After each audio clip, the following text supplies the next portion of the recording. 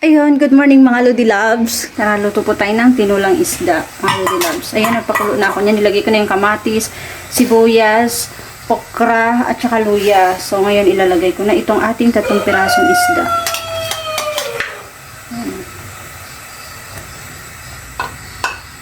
Mga Lodi Loves, ito hindi ko na tinanggal ha, kasi mga egg yan ng isda. Masarap po yan. Ayan.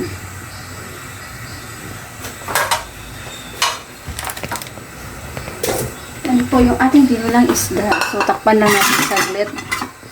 Tapos, pakuluin pa natin ng isang kulo bago natin po ilagay ang ating dahon. Yung gulay po natin. Yung talbos po natin na may kasamang sili. Pero nasa loob pa nito, ang nilagay ko una is luya, sibuyas, kamatis. 2 pirasong kamatis ginamit ko. Kasi yung anak ko mahilig sa kamatis, si Bunso. Tapos, ilagay ko na rin yung okra para lumambot. Kasi yung okra matigas po. Ayan po siya. Ayan.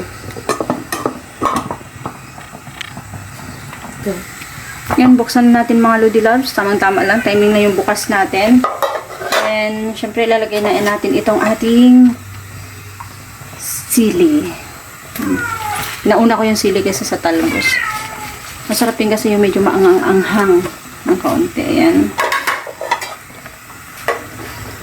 Yan, pakuluan lang natin ng saglit itong talbos natin mga Lodi Loves. So, habang nagpapakulo po tayo ng ating talbos, ng ating gulay, make sure mga Lodi Loves na wag po natin na i-overcook yung gulay ha, kasi ang pangit na rin pag overcook. So, habang mag-ano ako, magsasandok tayo ng rice. Ito po yung rice, bagong luto po yan.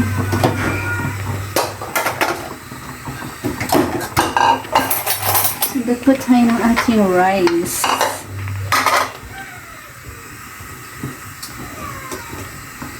Yan, ating rice.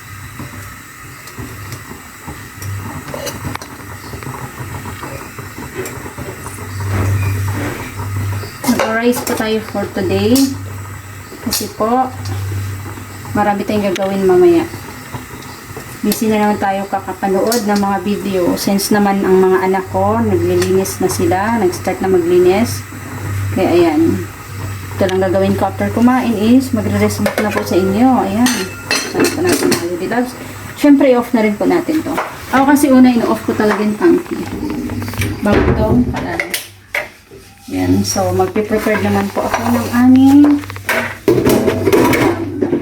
siya, buksan ko mga Lodi Loves para makita niyo. Hey, wow, sarap. Mata mo anak. Yan. Diba, healthy tayo ngayon. Wala tayong mantika. No oil tayo ngayon. Kaya tanggalin po natin itong isang fish. Hindi ko siya tinanggal mga Lodi Loves kasi sa amin sa probinsya, ito, kasi yan ng isda. Yan. Papatayin ng isa pang fish. Okay. Yan ba? Isa pang fish. Ang sarap, tinola. Tinulang isda tayo for today.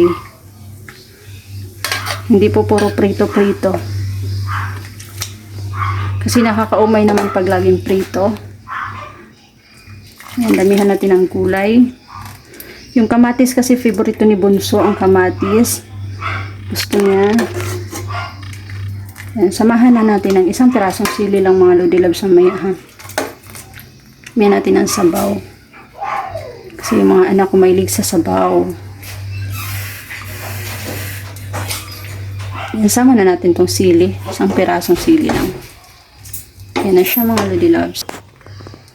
Ayan, dagdagan ko mga Lodi Loves kasi mahilig ako sa okra. Mahilig ako sa gulay.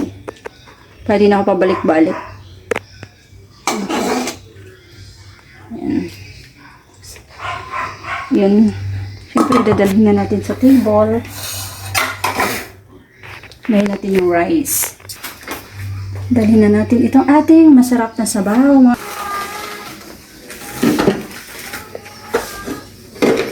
Let's go. Alisin natin ito. Ito mga Lodi Loves, ito yung food natin. Ito hindi kasama ito kasi lalagay ko ito mga sa hair ko. Ito po yung foods natin. Rice, simple lang. Meron po tayong sabaw, tinulang isda. Meron po tayong tinulang isda. Siyempre, hindi mawala ang fruits. Ayan. Prepare tayo ng baso mga Lodi.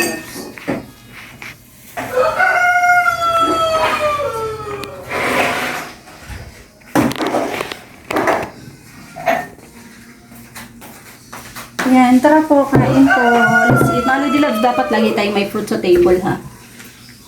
Para lagi po tayong healthy. Let's eat po, everyone.